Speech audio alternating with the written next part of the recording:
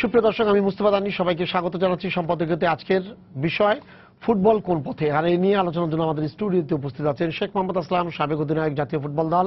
মাঝখানে আছেন শফিকুল ইসলাম মানি, সাবেক কোচ জাতীয় ফুটবল দল, এবং ওই প্রান্তে আছেন মোহাম্মদ ইমতিয়াজ সুলতান জনি, সাবেক অধিনায়ক জাতীয় ফুটবল দল। তবে আলোচনা শুরুর আগে চলুন দেখিনি এখনকার প্রধান সংবাদগুলো।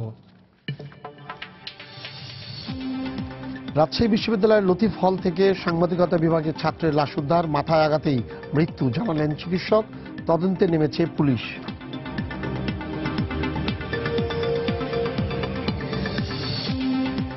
গণমাধ্যমের স্বাধীনতার চেয়ে সাংবাদিকদের স্বাধীনতা বেশি জরুরি, প্রেস ক্লাবের আধুনিক ভবনের ভিত্তিপ্রস্তর স্থাপন অনুষ্ঠানে প্রধানমন্ত্রী।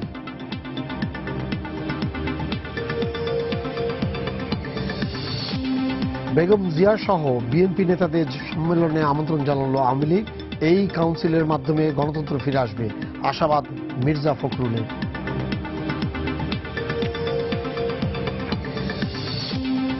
আদালতে দেওয়ার সময়ের মধ্যেও বকেয়া পরিশোধ না করায় মোবাইল ফোন অপারেটর সিটি সেলে তরঙ্গ স্থগিত করেছে বিটিআরসি, সিলগালা করে দেওয়া হলো সংস্থাটির প্রধান কার্যালয়। রাজধানীর মিরপুরে কলেজ ছাত্রী দু বোনের ওপর হামলার প্রতিবাদে বিক্ষোভ, বখাটে করিম বাবুকে গ্রেফতারের দাবি সহপাঠী ও শিক্ষকদের।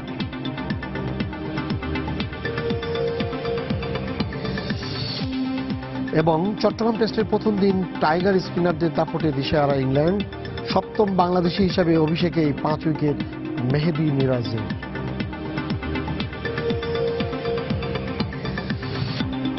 হ্যাঁ আসলাম ভাই বলেন, 90-এর দশকের সাথে যদি আমরা এখন তুলনা করি, এখনকার ফুটবলের ওই ফুটবল কি 90-এর দশকের থেকে উন্নত হয়েছে, না 90 দশকেই থেকে গেছে, না তার নিচের দিকে নেমে গেছে?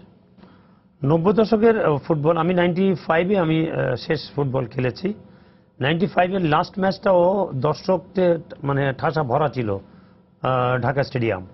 সো ওইখান থেকে তুলনা করলে বোঝা যাবে আজকে দর্শক খাকা করছে সারা স্টেডিয়াম, খেলা চলছে। বাট এই খেলার নামে যে খেলা চলছে তার ভরাডুবি আজকে আমরা, যার জন্য আজকে আপনার এই সময় টিভির সামনে এসে আমরা কথা বলছি। ফুটবল নিয়ে এই কথা বলতে হবে, এটা চিন্তা করতেই আমাদের মানে বিশেষ করে আমার কাছে খুবই খারাপ লাগছে যে একজন ফুটবলার হিসেবে ফুটবলের এই মানে অধপতন দেখতে হবে আমাকে। আপনার কি মনে হয় যে খেলার মান বেড়েছে? খেলার মান বাড়লে তো আমাদের র্যাঙ্কিং ইন্ডিভিজুয়াল মনে করেন হতেই পারে যে আমরা কোনো সময় কারো কাছে হেরে গেছি, হতেই পারে আমরা এরকম। তো আপনার মনে আছে নিশ্চয়ই ইসলামাবাদ সাব গেমসের শেষ মিনিটে গোলে আমরা হেরে গেছি, জয় পরাজয় থাকতেই পারে। কিন্তু আপনার কি মনে হয় যে ইন্ডিভিজুয়াল পারফর্মার অনেক আগের থেকে অনেক বেশি উন্নত হয়েছে? Not at all. আমার কাছে আমি এক কথাই বলবো যে একটা প্লেয়ার, সাপোজ কাজী সালাউদ্দিনের মাপের কোনো প্লেয়ার আছে কিনা, আমি ওনার উদাহরণ দেই। রুম্মান বিন সাব্বিরের মতো একটা প্লেয়ার আছে কিনা, একটা আরমানের মতো প্লেয়ার আছে কিনা, আমাদের ছোট ভাই যারা খেলেছে। এই যে জেনারেশন মানে গ্যাপ হলো আমাদের, এটা আমাদের এই একদিনে তো হয়নি, ধারাবাহিকভাবে আমাদের এই অপরিকল্পিতভাবে পরিকল্পনাগুলো নেওয়ার জন্যই কিন্তু আজকে ধস নেমেছে। মানে আপনি বলেন আগের ফুটবলারের চাইতে এখনকার ফুটবলের গুণগত মান, পারফরমেন্সের স্কিল, ইন্ডিভিজুয়াল স্কিল কি বেড়েছে? না, ইন্ডিভিজুয়াল স্কিল কোনোভাবেই ভালো না, দুই একজন হয়তো আছে, বাট ওভারঅল যদি আমি চিন্তা করি, আমি কোচ হিসেবে দেখেছি গত প্রায় তো 20 বছরের কাছাকাছি হলো কোচিং এর ক্যারিয়ার। তো ইন্ডিভিজুয়ালি প্লেয়ারের সংখ্যা কোনোভাবেই বাড়েনি, হয়তো মাঝে মাঝে এসছে, কিন্তু আগে যে এক মানে ঝাঁক আসতো ট্যালেন্ট, সেটা কিন্তু এখন নাই। মানে ট্যালেন্ট যে আসছে না, তখনও কিন্তু আমাদের ফুটবলের ওই ইনফ্রাস্ট্রাকচার ছিল না। এখন যে অবস্থা আছে তখনও ছিল না, সত্যি কথা বলতে কি ওরকম ইনফ্রাস্ট্রাকচার ছিল না। হয়তো ফুটবল অনেক পপুলার ছিল, সবচেয়ে বেশি পপুলার ছিল, এটাও একটা কারণ হতে পারে। কিন্তু এর বাইরে কি কারণ আছে আপনার কাছে মনে হয়েছে যে না ট্যালেন্ট এখানে আসছে না? না, ট্যালেন্ট আসছে, আমরা ট্যালেন্টদের ধরে রাখতে পারছি না। আর দ্বিতীয়টা হচ্ছে যে আমার মনে হয় যে কর্মকর্তাদের আন্তরিকতা কমে গেছে এবং খেলোয়াড়দেরও আন্তরিকতা কমে গেছে টিমের প্রতি, ফুটবলের প্রতি। আমি সেটা বলি, আমরা বলি যে প্রফেশনাল ফুটবলার, আমরা মনে হয় যখন প্রফেশনাল ছিল না, আমরা প্রফেশনাল যখন ছিলাম তখন বরং একটা ইন্ডিভিজুয়াল প্লেয়ার প্রফেশনাল ছিল আমার কাছে মনে হয়েছে। এবং সেই জন্যই আমরা ইন্ডিভিজুয়ালি ভালো করেছি। পুরা টোটালি যেহেতু ফেডারেশন বা অন্যান্যরা প্রফেশনাল যেন যার জন্য আমাদেরকে ভালোভাবে ইউজ হ্যান্ডেল করতে করার পারে যেটা ব্যাপারটা ছিল। এখন সেটা উল্টা হয়েছে, প্রফেশনাল বলি কিন্তু আমার মনে হয় না খেলোয়াড়রা শতভাগ প্রফেশনাল। জনি, যে আপনার আমলের ফুটবলের সঙ্গে 80s এর মাঝামাঝি থেকে আপনি যদি ওই জায়গা থেকে যদি বলেন যে আমরা পিছনে চলে যাচ্ছি বারবার, একটা কারণে দর্শক ছিল, পপুলার ছিল বলে, ঠিক আছে মানলাম যে দর্শক না থাকলেও, কিন্তু ইন্ডিভিজুয়াল কোনো খেলোয়াড়ের খেলা কি মাঠে কেউ দেখতে যায়? আপনার আমরা কিন্তু আজকে না, আজকে হয়তো ভুটানের সাথে হেরেছে দেখে কথা বলছি, আমরা কিন্তু আরো 4-5 বছর আগে থেকে বলছি যে আমাদের স্কিল ফুটবলের অভাব অনেক কম। আপনি দেখেন তার একটা বড় প্রমাণ আপনি যেটা বললেন যে ইন্ডিভিজুয়াল কোনো প্লেয়ারের খেলা দেখতে কিন্তু মাঠে আসে না। আমরা আগে আমাদের সময় দেখেছি বা পরবর্তীতে পার্টিকুলার একটা টিম যদি যায় তাহলে ওই টিমের একটা প্লেয়ার অন্তত আছে যার খেলা দেখার জন্য যায়, অপোনেন্টের মানে অপোনেন্টকে সাপোর্ট করে, কিন্তু ওই প্লেয়ারকে ভালোবাসে দেখে খেলা দেখতে গেছে, এরকম অনেক প্রুফ আছে।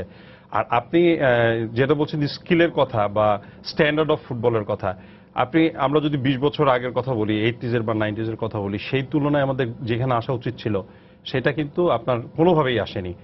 এবং এটার জন্য কিন্তু আপনি যে বলে এসছেন যে আগেও ছিল না ইনফ্রাস্ট্রাকচার, এখনো নাই, এটা কিন্তু সবচেয়ে বড় বিষয়। আর করেও নাই কেউ কাজ এটা নিয়ে।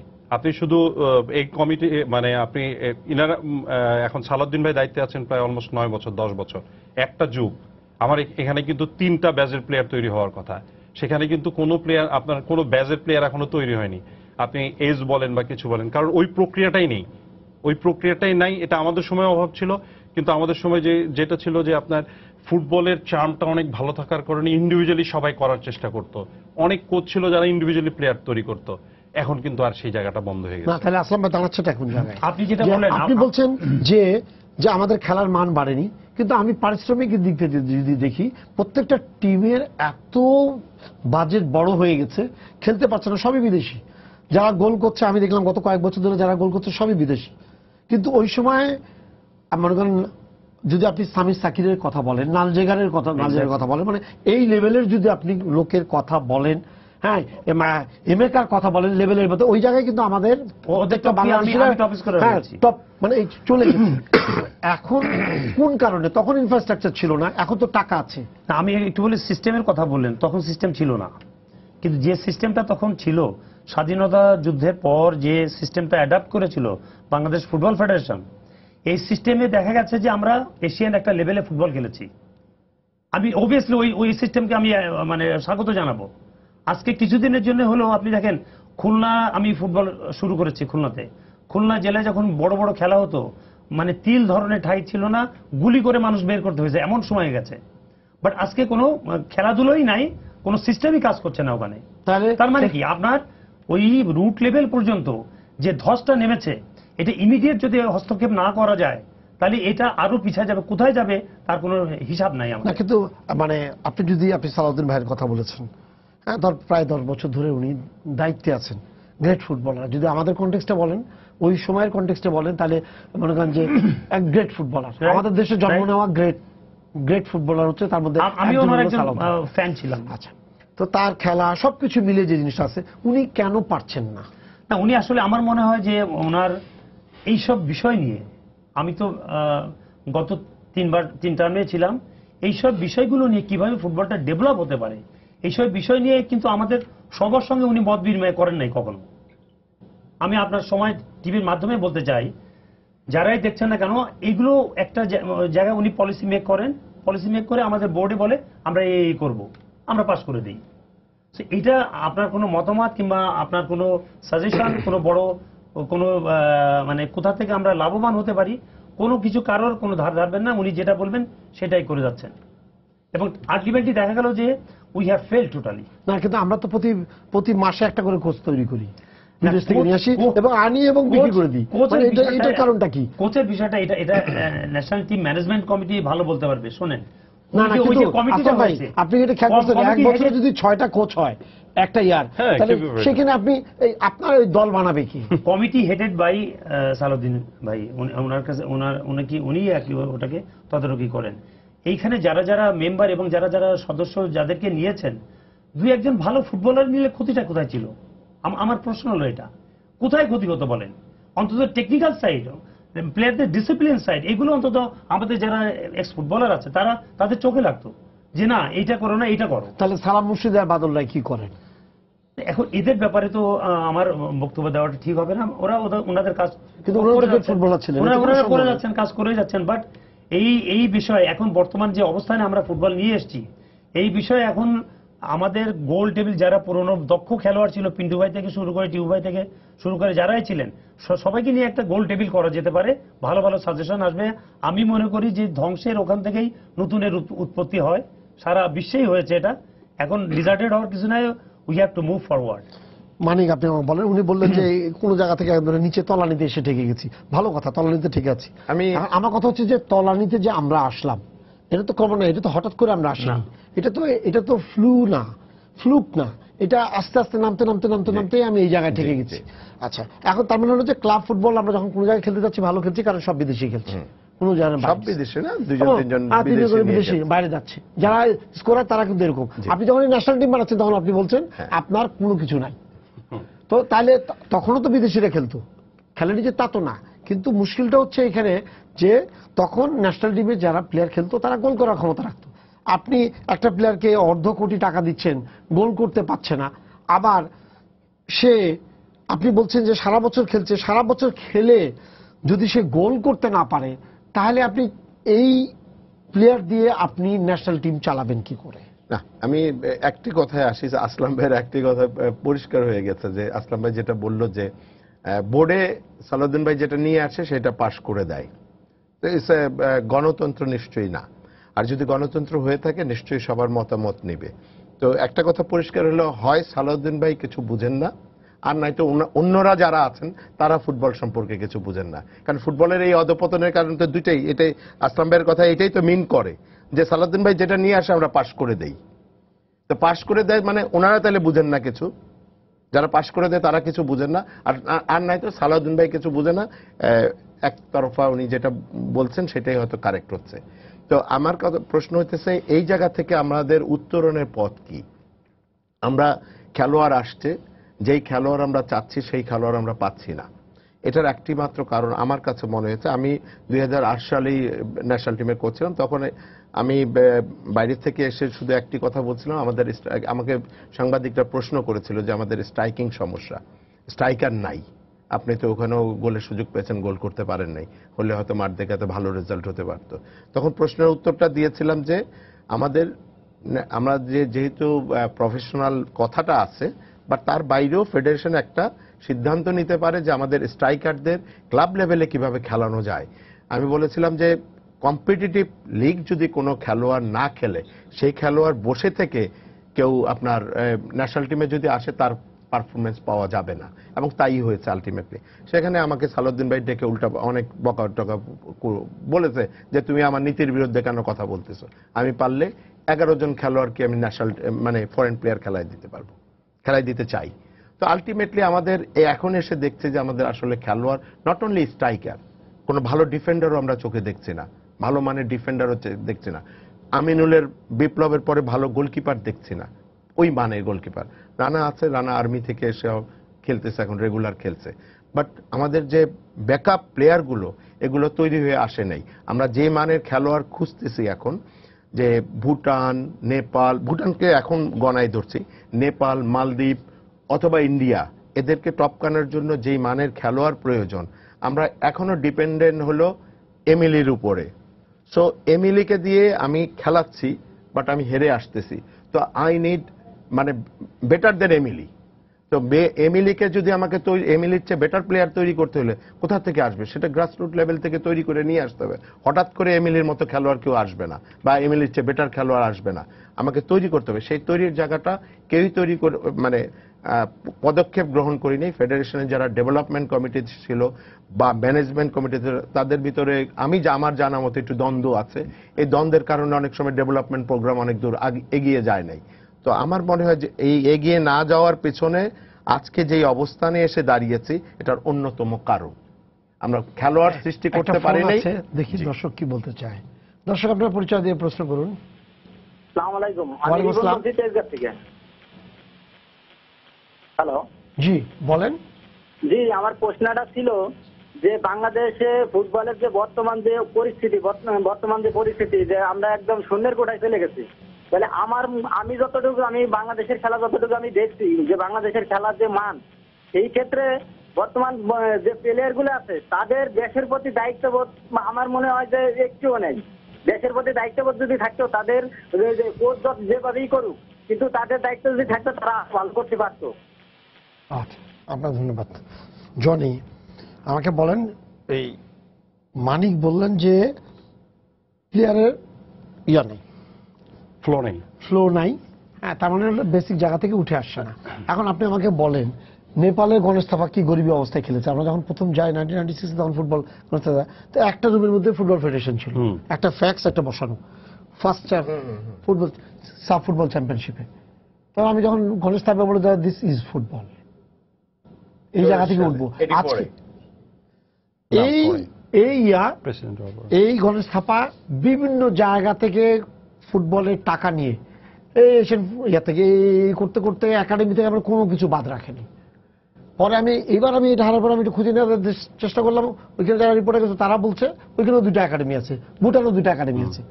কিন্তু আমাদের দুর্ভাগ্য যে আমাদের একটা একাডেমি হওয়ার পরেই মরে গেছে। কেন? আপনার পরিকল্পনার অভাব। আমি স্ট্রেট বলবো, আপনি যে কথাটাই বলেছেন, আসলাম ভাইও বলেছে, মানিকও বলছে, আমরাও দেখছি আমাদের ভবিষ্যৎ কি ফুটবলে কিছু নাই। কিন্তু আপনি 14, 15, 16, আপনি আমার জেনারেশন আসবে কোথা থেকে? আপনি যদি ভিউ না করেন যে আপনার নেক্সট 8-10 বছরে কি যাবে, আমার দরকার নেই। এখন আমি রেজাল্ট পাই না, আমি 150 আছি, আমি 170 হই, আমি 200 হই, আই ডোন্ট মাইন্ড। কিন্তু আমার যদি একটা প্রজেকশন হয়, এটা কিন্তু তৈরি হয় না এখনো, এবং এই পরিকল্পনা কিন্তু ফুটবল ফেডারেশনের কাছে নাই। ফুটবল ফেডারেশন আমাদের টোটাল দেশের কিন্তু ফুটবলের দায়িত্ব তাদের। একটা লিগ প্রিমিয়ার লিগ করার তার দায়িত্ব না। একটা প্রিমিয়ার লিগ আপনি রেগুলার করেছেন, হ্যাঁ, সেটা আগে হয় না দেখে আমরা ধন্যবাদ দিতে পারি। কিন্তু আপনি এই প্রিমিয়ার লিগের পরে ফার্স্ট ডিভিশন লিগ রয়েছে, সেকেন্ড ডিভিশন লিগ রয়েছে, তারপরে আপনার 4th ডিভিশন লিগ আছে, এগুলো রেগুলার না। বললে হয়তো বলবে আপনার, কিন্তু একটা প্লেয়ার আসবে কোথা থেকে? কোনো প্লেয়ার, একজন তো প্লেয়ার 18-এ এসে কোনো প্লেয়ার কিন্তু তৈরি হয় না। প্লেয়ার তৈরি হয় যখন 10 বছর 9 বছর বয়স হয়। আপনার এখানে কোনো ফুটবল নাই 10 বছর 9 বছরে। আপনার তারপরে জেনারেশন খেলবে 12 বছর 14 বছরে খেলবে, কোথায় জায়গা নেই। তো কিছুই তো কোনো পরিকল্পনার এখানে বিশাল অভাব। আপনি দেখেন, আসলাম ভাই বললেন যে ওনাদের কমিটি আছে অনেক। আমি অনেকদিন ফেডারেশনে ছিলাম, আমি ডেভেলপমেন্ট কমিটিতে ছিলাম, সবসময় দেখেছি আপনার কাজ করা যায় কেন। আপনি বলছেন একাডেমি করার তো একটা পরিকল্পনা থাকবে, কিন্তু কোনো জায়গা থেকে শুরু হয় না এখনো। কিন্তু ফুটবলের কোনো জায়গায় আপনার এই ভিতটা শুরু হয়নি। আমাদের এটার এই অভাবটা এখনো রয়ে গেছে। এবং যেটা সালাউদ্দিন ভাইয়ের জন্য সবচেয়ে করার সুযোগ ছিল, ওনার ইমেজ, স্টার ইমেজ, এবং এই দায়িত্ব পাওয়ার পরে উনি যতটা সময় পেয়েছেন, 8 বছর, এখন 10 বছর 12 বছর করবেন, ওনার সবচেয়ে ভালো জায়গা ছিল এটা করার। কিন্তু এই পরিকল্পনাটার আমরা কোনো ফুটবলের কোনো পরিকল্পনার মধ্যেই এখনো পড়িনি। আপনি ন্যাশনাল টিমে আপনার স্ট্রাইকারের অভাব হবে, এটা তো 4-5 বছর আগে, 6 বছর আগে থেকে আমরা বলছি। বিকজ আমাদের একটাই ফুটবল 6 বছর আগে থেকে এটা হচ্ছে, আলোচনা হচ্ছে, আসছে, কিন্তু কেউ প্লেয়ার পাচ্ছে না। মানিক ভালো করে জানবে যে প্রতিটা দলে গেছে, মানিক ভালো জানে আমাদের থেকে। আসলে আমাকে বলেন, তাহলে জানাচ্ছেটা কি, জেলা ফুটবল লিগগুলো কি হয়? 64টা জেলাকে অন্ধকারে রেখে ফুটবল হতে পারে না। কিন্তু এখন কি এটা রেগুলার হয়? কোথাও হয় না। নাম কাওয়াস্তে 2-একটা ডিস্ট্রিক্ট ডিভিশনে হয়, যেটা মেয়াদকাল থাকে হয়তো 2 থেকে 1.5-2 মাসের মধ্যেই শেষ করে ফেলে। আমাদের সময় মিনিমাম 3 মান্থস ছিল এটা লিঙ্গারিং। তো এই যে লঙ্গার ভার্সন যে আমরা খেলবো, আমাদের যে স্ট্যামিনা, আমাদের স্ট্রেংথ এবং একটা কম্পিটিটিভ মুড যে তৈরি হবে, এটা সময় ছাড়া তো হতে পারে না। একটা পরিকল্পনা যদি আমাদের বিএফএফ থেকে দিয়ে দেওয়া হয় যে জানুয়ারি থেকে তুমি জানুয়ারি ফেব্রুয়ারি মার্চের ভিতর শেষ করবা লিগটা, তো এইভাবে যদি প্রতিটা জায়গায় মনিটরিং করা যেতে পারে, তাহলে আমার মনে হয় বাংলার ফুটবল আবার ঘুরে দাঁড়াবে। না, কিন্তু আপনি বললেন যে বাংলার ফুটবল ঘুরে দাঁড়াবে। বাংলার ফুটবল আগে 64 জেলায় হতো, থানা লেভেলে হতো, কিন্তু এখন হচ্ছে না। আচ্ছা, এখন আপনি আমাকে বলেন যে এই যে ফুটবল লিগগুলো হয় না, একটা ফুটবল অ্যাসোসিয়েশনও বানানো হয়েছে, ডিস্ট্রিক্ট ফুটবল অ্যাসোসিয়েশন, ডিএফএ বানানো হয়েছে, তাদের তদারকির জন্য আলাদাভাবে, যে না, ফুটবলকে প্রফেশনাল সাইড হিসাবে দেখার জন্য এই জায়গাগুলোতে এইটা করা হয়েছে। এখন যদি জেলা থেকে, আপনি কি বলতে পারবেন আমাদের দেশে এখন ফুটবলার তৈরি পকেট কি কি? না, এখন অ্যাটিটিউড যেটা হয়েছে আমাদের কিছু কিছু লোকের, আমি সবার নাম বলবো না, যেমন এই ফুটবলটাকে একটা পণ্য বানাতে চায়। এটা কখন হতো? পণ্যটা যদি আমাদের সময় যদি ব্র্যান্ড করতো ফুটবল, এক্স্যাক্টলি এটা সেল করা যেত। এটা ইজ টু আর্লি, এবং এটা অনেক দেরি হয়ে গেছে আমাদের।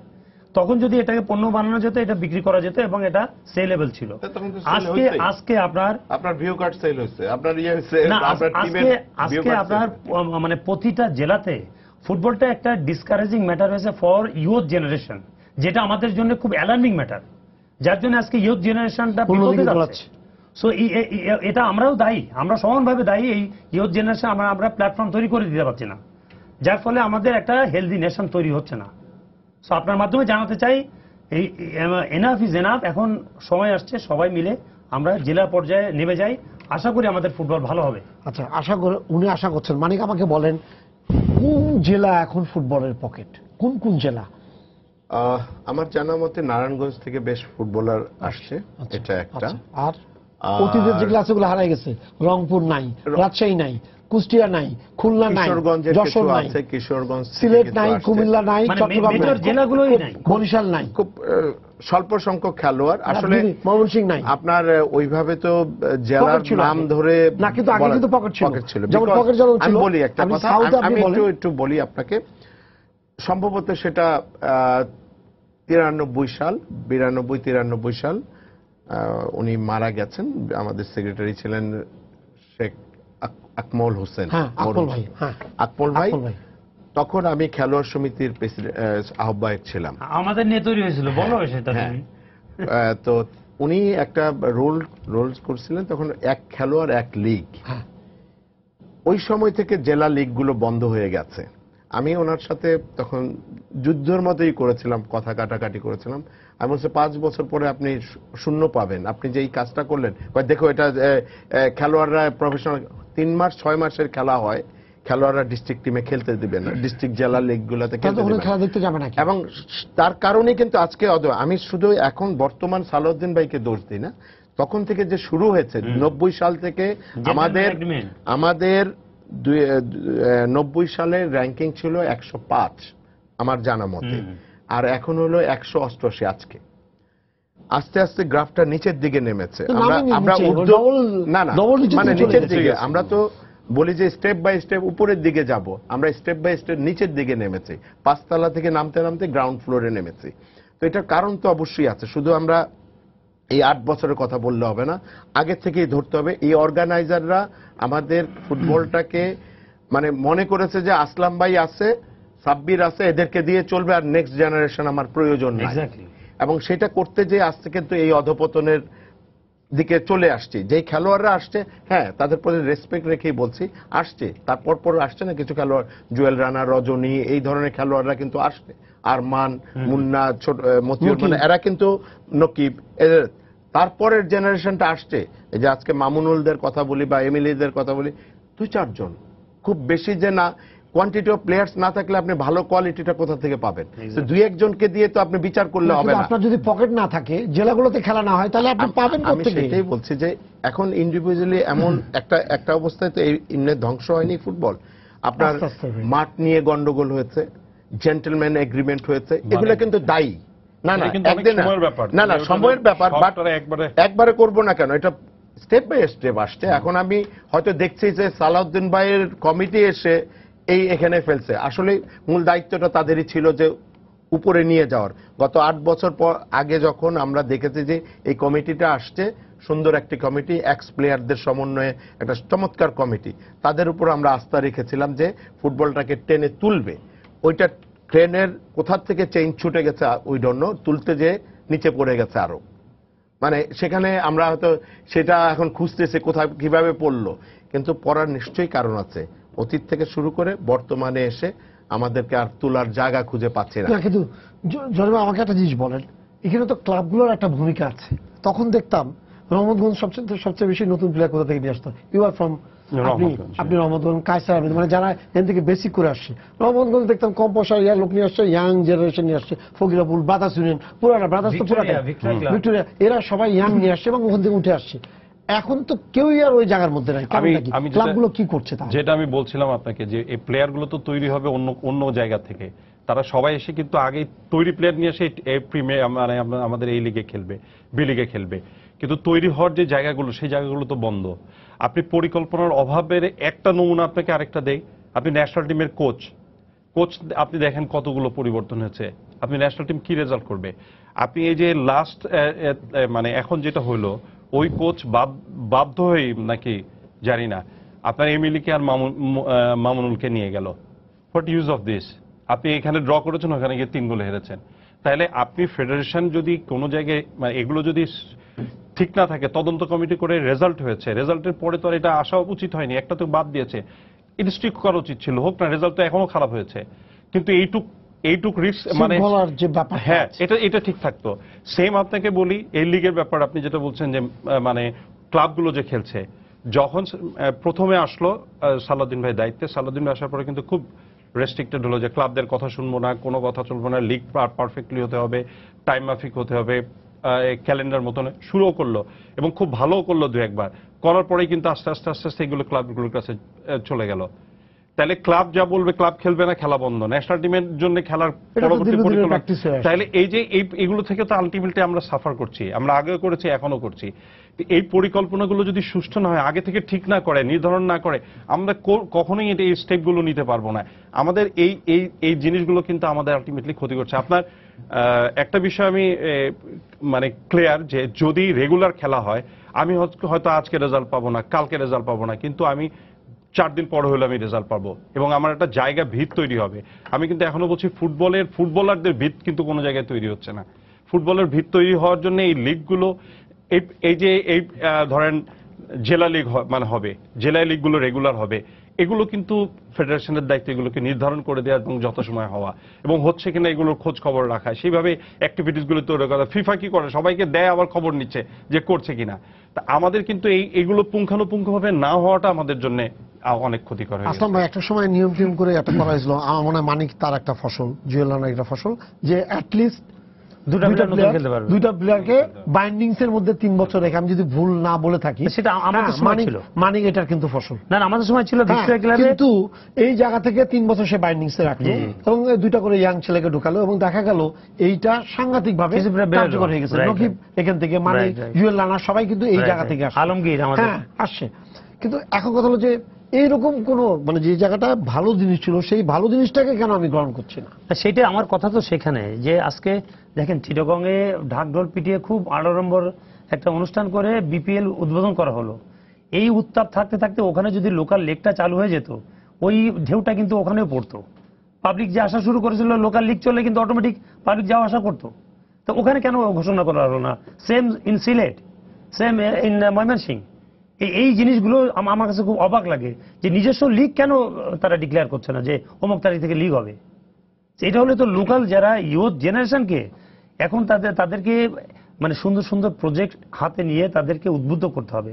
তো তারা তার ফুললি ডিসকারেজড এবং তারা তো ওই আইদার পলিটিক্স অথবা স্টুডেন্ট, এই দুইটার ভিতরে একটা কিছু করছে। আমি একটু এখানে অ্যাড করতে চাই, ইয়ুথ জেনারেশনকে আপনারা জেলা লিগগুলোর ব্যাপারে যেগুলো আসলাম ভাই বললো, এখন জেলা কর্মকর্তারা হয়ে গেছে ডিপেন্ডেন্ট অন মানে ফুটবল ফেডারেশনের উপরে, কারণ তারা পয়সা দিবে, তারা লিগ চালাবে।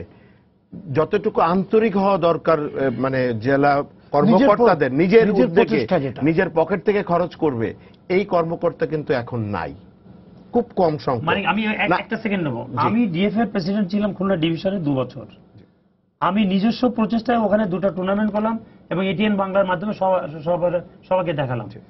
এই যে মানে কিছু কিছু ক্যারেক্টার ওখানে লোকালি তারা সাউন্ড আছে, তাদেরকে কাছে যেতে হবে, তো যে তাদেরকে বলতে হবে না আপনি আসলাম ভাই পেরেছেন না, এই আপনার সব জেলায় কিন্তু আসলাম ভাই নাই। দ্যাটস ট্রু, হ্যাঁ সব জেলায় আসলাম ভাই নাই যে যে স্পন্সর নিয়ে আসবে। বাট তারা কর্মকর্তা যারা আছেন, যাদেরকে নিয়ে গঠিত হয় যে ফুটবল অ্যাসোসিয়েশন ডিএফএ করা হয়, তারা নিজেরা কিন্তু নিজেদের পকেট থেকে পয়সা খরচ করে না, তারা ডিপেন্ডেন্ট যে ঢাকা থেকে টাকা যাবে তারপর লিগ চালাবে। এই প্রক্রিয়াটা কেন চালু হলো? ফুটবল ফেডারেশনে যেমন এএফসি থেকে টাকা আসলে আমি চালাবো, এরকম চিন্তা ডিএফ এর একই অবস্থা, বিএফএফ থেকে টাকা দিলে আমি ডিএফ এর ফুটবল চালাবো কেন? তারা আলাদাভাবে নিজেদের আন্তরিকতা কোথায়, ফুটবলের প্রতি ভালোবাসা কোথায়, যে আমি আমার জেলার ফুটবলার তৈরি করব, আমার জেলা লিগটা হবে, আমি যেখান থেকে হোক হাত পেতে হোক, যে নিজের পকেট থেকে হোক আমি জেলা লিগটা চালাবো। এই আন্তরিকতা নাই। এই জন্য আমি প্রথমেই বলেছিলাম যে কর্মকর্তা আছে, বড় আন্তরিকতার অভাব। এবং প্রত্যেকটা ক্লাবই দেখবেন আগে আমরা যাদেরকে দেখেছি তারা মাথায় হাত দিয়ে আমাদের খেলাতে পেরেছে, বাট এখন কিন্তু মাথায় হাত দিয়ে খেলানো সম্ভব হয় না, পয়সা দিতে হয়। এখন খেলোয়াড়দের পয়সা না দিলে মাঠে নামে না। না তাহলে জনি দাঁড়াচ্ছেটা কি, যদি লিগ হচ্ছে না মনে ডিস্ট্রিক্টে, যদি এরকম হয় যে জানে কাউন্সিলর চলে আসছে, তাই না, প্রতিটা ইয়ে থেকে তো কাউন্সিলর আসে, যদি লিগ যদি না হয় তাহলে ওই কাউন্সিলর দরকারটা কি? কমিটমেন্ট নাই না তাহলে কমিটমেন্ট না, আমি বলছি তাকে কেন বাধা দিচ্ছে না, যে যদি যে লিগ করতে পারবে না তার ইয়া নেই। আমি সেটাই বলছিলাম যে এটা খবর ধরে কিন্তু ফুটবল ফেডারেশনের হাতে। না একসময় আমাদের সময় ছিল যে এগুলো কিন্তু সবগুলোই লায়াবল টু ফুটবল ফেডারেশন। তাহলে এই কমিটমেন্ট গুলো রক্ষা করতে হবে এদেরকে এবং এটাকে জবাব দিতে হবে। যে লিগ করতে পারছে না তার দরকার নেই। হ্যাঁ, এক বছর পরে সেই কমিটি ভেঙে দিয়ে নতুন কমিটি করুক বা বলুক, সেটা সেই ধরনের কোনো প্রক্রিয়া নেই আমাদের। এটা একটা গণতন্ত্রের প্রক্রিয়া তো, কারণ ওই ভোটটা তার চাই ফুটবল ফেডারেশনে, যার কারণে তাদেরকে কিছু বলতেও পারছে না। আগামী 4 বছর পরে ওর থেকে আমার ভোট নিতে হবে, ফোর্স করতে পারছে না, তোমার লিগ চালু করতে হবে। তো এই ব্যাপারগুলো কিন্তু খুব আপেক্ষিক, যে আমি এটার উপর ডিপেন্ডেন্ট, ওরা ওদের উপর ডিপেন্ডেন্ট হয়ে পড়ছে ফুটবল ফেডারেশন। না মানে ক্লিয়ার, আপনার সাথে আমি দ্বিমত পোষণ করি কেন জানি, সেটা হলো আগেও কিন্তু তাই ছিল। কোথায় ডিস্ট্রিক্ট সেক্রেটারি যিনি আসতেন, কাউন্সিলর যিনি আসতেন, তারা অ্যাডক কমিটি ছিল, ডিস্ট্রিক্ট কমিটি ছিল। যদি লিগ না কমপ্লিট করেন তাহলে আপনি ওই জাতীয় যে শেরেবাংলা সরোবর কাপ ওখানে খেলতে পারতেন না। একটা বাইন্ডিং ছিল না, কিন্তু এখনকার প্রক্রিয়াটা তো আরো কিন্তু সুবিধা, কারণ তখন আপনার ফুটবল ফেডারেশন আপনি ইয়ে ছিল না, ডিএফএ ছিল না, এখন তো আপনার সরাসরি নিয়ে তখন জেলা ক্রীড়া সংস্থা নির্বাচিত লোক, তো তাকে ইউ ক্যানট, ফুটবল কমিটি ছিল, ফুটবল কমিটি উনি ভোট দিতে আসতেন, তো উনি ফুটবল কমিটির ওই মেম্বার যদি জেলায় লিগ করতে পারে, ডিএসএ সেক্রেটারি যদি লিগ করতে পারে, তাহলে এখন কেন ডিএফএ হয়ে পারবে না? ফুটবল ফেডারেশনের নির্বাচন কবে থেকে শুরু হয়েছে আপনি বলেন না? নির্বাচনটা সবসময় তো অ্যাডক কমিটি, ফুটবলের যখন মানে জৌলস ছিল তখন অ্যাডক কমিটির মাধ্যমে ফুটবল ফেডারেশন ডিস্ট্রিক্টগুলোতে ভোট হয়েছে, তো ওখানে জেলা ওখানে ডিসি এসপি সবাই হেল্প করতো, কারণ ওই কমিটিটা একটা ছিল, এখন তো ভাগ হয়ে গেছে। কিন্তু কেন, কোন জায়গায় খেলা কয়টা? খেলা কয়টা আপনি আমাকে বলেন, খেলা কয়টা? ক্রিকেট তো নিজের পয়সা দিয়ে নিজে করে, না না ওখানে তো কোনো সমস্যা নাই, একটা আছে ফুটবল। দ্বন্দ্ব আপনার থেকে যখন আলাদা হয়ে গেছেন তখন একটা দ্বন্দ্ব সৃষ্টি হয়েছে। কিন্তু আমাদের লক্ষণীয় বিষয় হচ্ছে যে আমাদের কিন্তু এই ব্যাপারে কোনো পদক্ষেপ নেওয়া হয় নাই। ডেফিনেটলি ফুটবল ফেডারেশন জন্য কোনো পদক্ষেপ, একজন দর্শক আছে, আমরা তার সাথে করি। জি, আপনার নাম বলে প্রশ্নটা করেন। দানিশ ভাই, দদুল বলছিলাম। হ্যাঁ দদুল, কি অবস্থা দদুল? ভালো, আমি আলোচনা শুনতেছিলাম। হ্যাঁ দদুল বলেন। ভালোই লাগতেছে। আচ্ছা হ্যাঁ দদুল বলেন, আপনার পরামর্শ বলেন। অবজারভেশন ছিল, সেটা হচ্ছে যে পৃথিবীতে আমরা দেখি যে ফুটবলের উন্নয়নের প্রথম স্টেক হোল্ডার হচ্ছে ক্লাব। তো ক্লাবের সাথে বাফুফের সম্পৃক্ততা কতখানি? অ্যাকচুয়ালি তো প্লেয়ার প্রডিউস তৈরি করে হলো ক্লাবের বিভিন্ন একাডেমি থেকে প্লেয়ার তৈরি হয়ে আসে। সেখানে বাফুফের সাথে তো ক্লাবের কোনো, বাংলাদেশের ক্লাবগুলো কি পেশাদারি স্ট্রাকচারে দাঁড়িয়েছে? যে জায়গা থেকে প্লেয়ার, দুদিন আগে সালাউদ্দিন ভাই প্রেস কনফারেন্সে বলেছে যে তিনি ওর উপরে কিছু কাজ করবেন, বিভিন্ন ফর্দা দিয়েছে বা যেগুলো দিয়েছে সেগুলো খুব রুটিন মাফিক যে ওয়ার্ক গুলো হয়, সেখানে কিন্তু বাংলাদেশের ফুটবলের উন্নয়নের কোনো ব্যারোমিটার না। বাংলাদেশের ফুটবলের উন্নয়নের আপনি একটা পাশে রয়েছে ক্রিকেটে কি আছে? আন্ডার-19, A-টিম, হাই পারফরমেন্স, এতগুলো ইউনিট কাজ করে একটা দেশের উন্নয়নে। সেই জায়গায় বাংলাদেশের ফুটবলের সব থেকে বড় উন্নয়নের যে মাপকাঠিটা, সেটা হচ্ছে যে বাফুফের পেশাদারিত্ব। বাফুফে ন্যূনতম কোনো পেশাদারিত্ব নেই, যেই কারণে আপনারা আলোচনায় বলছেন যে একজন প্রেসিডেন্ট এসে যেটা বলে সেটাই মেনে নেয়। তো পেশাদারিত্ব যদি না আসে তাহলে ফুটবলের উন্নয়নটা আসবে কিভাবে? আজকে যদি ফুটবলার আসলাম কথা বলার অধিকারই হারিয়ে ফেলে বোর্ড মিটিং এ, তাহলে তো ফুটবলের উন্নয়ন হবে না। সুতরাং যারা যতগুলো মেম্বার বা পরিচালক আছে তাদের সবার এক একটা কথা বলার অধিকার দিতে হবে, মতামত নিতে হবে, তার ক্ষেত্রে তো ফুটবলের উন্নয়নটা হবে। সেখানে আপনি সারাদিন বা প্রায় বলে যে আমি মাঠে ফুটবল রেখেছি। ঢাকার ফুটবল মানে তো সারা বাংলাদেশের ফুটবল না। সারা বাংলাদেশের ফুটবল না হলে ফুটবলার তৈরি করতে আসবে। ঢাকা লিগ তো আগেও হতো, আগে বরঞ্চ সারাদিন বা আসার পর নিটল টাটার যে জৌলুসটা ছিল সেটা হারিয়েছে। সালাউদ্দিন ভাইয়ের আমলে যে পরিমাণ অর্থ কর্পোরেট হাউস বা বিজ্ঞাপন দিয়েছে, এই পরিমাণ অর্থ যদি আসলাম ভাইদের আমলে বাংলাদেশের ফুটবল পেত, তাহলে বাংলাদেশের ফুটবলটা উন্নয়ন হতো। জনি ভাইয়া দক্ষিণ কোরিয়াকে হারিয়ে প্রেসিডেন্ট গোল্ড কাপ চ্যাম্পিয়ন হয়েছে। মুন্নার নেতৃত্বে বাংলাদেশ মায়ানমার থেকে শিরোপা এনেছে। 2003-এ বাংলাদেশ হাফ জিতেছে। সালাউদ্দিন ভাই এই একটা 10 বছরে বাংলাদেশের সাকসেসটা কি? আপনি আমাকে এটা দেখান। শুধু না, ঠিক আছে দাদুল। 2022 সালে ওয়ার্ল্ড কাপ ফুটবল খেলবেন, এটা কি গাইবি? আপনারা কি মেসি ম্যারাডোনা কি একা একা প্রডিউস হবে? আপনি কিভাবে খেলবেন? না ঠিক আছে দদুল, ধন্যবাদ। দদুল এনটিভির স্পোর্টস এটা দীর্ঘদিন আমার সহকর্মী ছিলেন উনি একটা সময়। তো না, যে কথাগুলো বলেছে যে পেশাদারিত্ব নাই, কিন্তু জায়গাটার নাম পেশাদারি।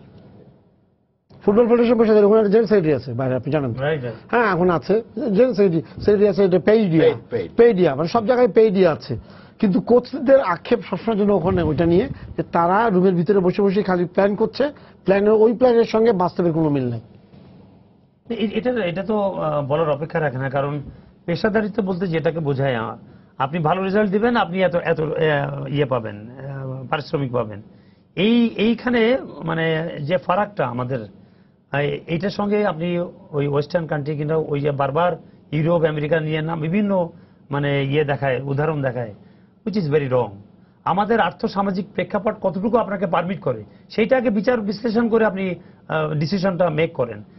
আমাকে সেদিন একজন জয়েন্ট সেক্রেটারি আমাকে বলছে যে ভাই অনেকদিন পর আমি হি ওয়াজ এ ফুটবলার, ব্রাদার্সে খেলতো, তো সে বলছে যে ওই খেলাটা দেখে মনে হলো যে আমাদের সময় যে ওই পাইনিয়ার ফুটবলটা হতো না, ঠিক ওই রকম মানের মনে হলো। তো এই পেশাদার ফুটবল মানেটা কি? হ্যাঁ মানে শেষ পর্যায়ে আছি। কি জানতে চান? যারা ওই যে বললাম না যে ফুটবলটা কোন পথে আছে। ফুটবল বর্তমানে তো যেখানে যাওয়ার সেখানে চলে গেছে, এখন সেটাকে তুলে ধরতে হবে। পথ আর খোলা এখন সামনের দিকেই, পিছনের দিকে আর যাওয়ার কোনো রাস্তা নাই।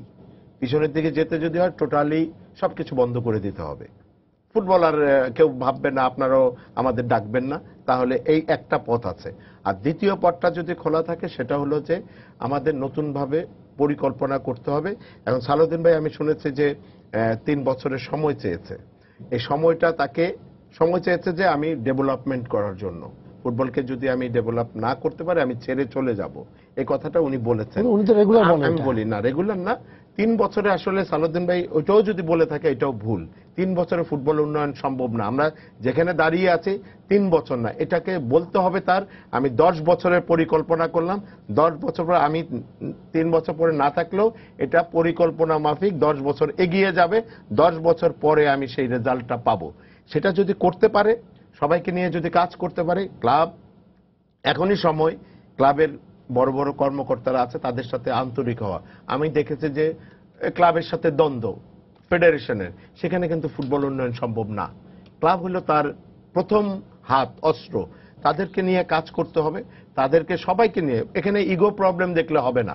সালাউদ্দিন ভাই গ্রেট ফুটবলার ছিলেন, এখন সে অর্গানাইজার হিসাবে তাকে সবকিছু ত্যাগ করে সামনের দিকে এগিয়ে যেতে হবে। তার সব সমস্যা সমাধানের জন্য সবার কাছে যেতে হবে। যদি যেতে পারে, সবার দাঁড়ে দাঁড়ে যেতে পারে, তাহলে ফুটবল উন্নয়ন সম্ভব। ওখানে চেয়ারে বসে যদি যে কোনো কিছু বলে দেয় আমি এভাবে সম্ভব, এটা পসিবল না। তাকে অবশ্যই আমি মনে করি সবগুলা প্রেসিডেন্টকে ক্লাবের কর্মকর্তাদের ডাকবেন উনি, বা ওনাদের ক্লাবে যাবেন, যে তাদের সাথে মত বিনিময় করবেন বা পরামর্শ দিবেন, পরামর্শ নিবেন যে আমাদের ক্লাব ফুটবলকে ডেভেলপ না করতে পারলে, এইজ গ্রুপগুলোকে যদি আমি ডেভেলপ না করি, আমি আজকে 30 লাখ 40 লাখ টাকা করে প্রফেশনাল ফুটবল টিমকে দিচ্ছি, এইটাকে যদি তারা একটু চেঞ্জ করে যে আপনাকে আমি এই 30-40 লাখ টাকা দিচ্ছি, আপনি এইজ গ্রুপ টিমগুলো পালেন, প্রতি বছর আপনাকে আরো 10 লাখ করে 50 লাখ টাকা করে দিব ফুটবল ফেডারেশন থেকে, আপনি এইজ গ্রুপ 2টা টিম পালেন, প্রতি বছর আমরা এটা লিগ চালাবো, তাহলে হয়তো কিছুটা সম্ভব হবে। এবং আরেকটি বিষয়, ফুটবলার তৈরি করার জন্য যেটা আমাদের এখন যেসব খাওয়া দাওয়া করি, নিউট্রিশনের একটা বিরাট পার্ট, যে সক্ষমতাটা আমাদেরকে কেড়ে নেয়। ইন্ডিভিজুয়ালি আমরা ট্যালেন্ট পাই, এই ট্যালেন্টটা যে ওখানে যে ফোকাসে আসবে, সেই ফোকাসটা শুধুমাত্র শারীরিক সক্ষমতার জন্য প্রকাশ করতে পারে না। তো সেটা একটা মূল কারণ। যেটা বললো যে টিম, এই যে টিম খুব মজার ব্যাপার। আমার মনে হয় আমি যদি ভুল না হয়ে থাকে, তাহলে গত বছর একটা টিম মনে হয় আমাদের চ্যাম্পিয়ন হয়েছিল, আন্ডার-16 মনে হয় না সাফিয়া? আচ্ছা, এরা কোথায় আছে আসলে? এদের কোনো পালন করার কোনো ব্যবস্থা করা হয়েছে? আমি আপনার একটা এক্সাম্পল দেই। আমাদের মহিলা টিম কিন্তু খুব ভালো করেছে, আন্ডার-16। আচ্ছা, এই টিমটা ভালো করেছে, এটার এখন ক্রেডিট কিন্তু ফেডারেশনের কাছে যাচ্ছে। কিন্তু আপনার এইটার যেখান থেকে ক্রেডিট আসা উচিত সেখানে যাওয়া উচিত ক্রেডিটটা। এবং এটার আগে পিছনে আমাদের কোনো পরিকল্পনা আছে? নেই। আপনি এই টিমটা যদি যতদিন চলবে, এখান থেকে কিছু প্লেয়ার আছে ভালো, যতদিন আছে চলবে, যেই তৈরি করেছে, আমি ধন্যবাদ জানাই সেই ভদ্রলোককে হ্যাঁ। বা স্কুলের ইয়েটাকে, স্কুলের যে উনাদের এই কারণে ফুটবল বুঝতেন না, না। কিন্তু উনি এখান থেকে গিয়ে ফুটবলের ইয়ে করে কোচিং শিখেছেন। আচ্ছা, খুব মজার ব্যাপার। সেইটা এখান থেকে দেখেন আর কিন্তু কিছু নাই এটা। তো আপনার ওই জায়গাটায় আমি আবারও বলবো যে পরিকল্পনা, উনি 3 বছর যদি সালাউদ্দিন ভাই যদি 3 বছর আইডিয়া করতেন, 3 বছরে উনি একটা সুষ্ঠু পরিকল্পনা করতে হবে। এই পরিকল্পনাটা শুধু উনার একলার দায়িত্ব না, কিন্তু আমাদের অনেক এক্সপার্ট আছে, আমাদের দেশে অনেক এক্সপার্ট আছে। এক্সপার্টদের নিয়ে যদি আপনার ফেডারেশনের ভিতরেই অনেক এক্সপার্ট আছে। ওই যে আসলাম ভাই যেটা বলছেন, উনি ফেডারেশন থেকেও কাজ করার সুযোগ পাচ্ছেন, এটা কিন্তু অনেকের কথাই আমরা শুনেছি। তো তাদেরকে যদি কাজ করার সুযোগ না দেয়, তাহলে প্রত্যেককেই এটার মধ্যে তাদেরকে ইনভলভ করতে হবে এবং একটা 3 বছরের পরিকল্পনা করে দিতে হবে। এবং ওনাকে আলটিমেটলি এখন যেই দায়িত্ব আছে, যেই ফেডারেশনের দায়িত্ব আছে বা যারা ফেডারেশনের এটার দায়িত্ব আছে, তাদেরকে একটা পরিকল্পনা দিতে হবে, ভবিষ্যৎ ফুটবলের পরিকল্পনাটা কি হয়ে আসবে। এটা নির্ধারণ না হলে আমরা কিন্তু কোনো জায়গায় যাব না। আচ্ছা, আমরা দোয়া করি তাহলে যে পরিকল্পনাটার জন্য হয়। আমাদের সময় শেষ হয়ে গেছে। আপনাদেরকে ধন্যবাদ স্টুডিওতে আসার জন্য। আপনাকে ধন্যবাদ। সবাইকে শুভেচ্ছা জানিয়ে শেষ করছি আজকের সম্পাদকীয়। আগামীকাল আবারও দেখা হবে রাত 10টায়। দেখার আমন্ত্রণ রইল। শুভরাত্রি।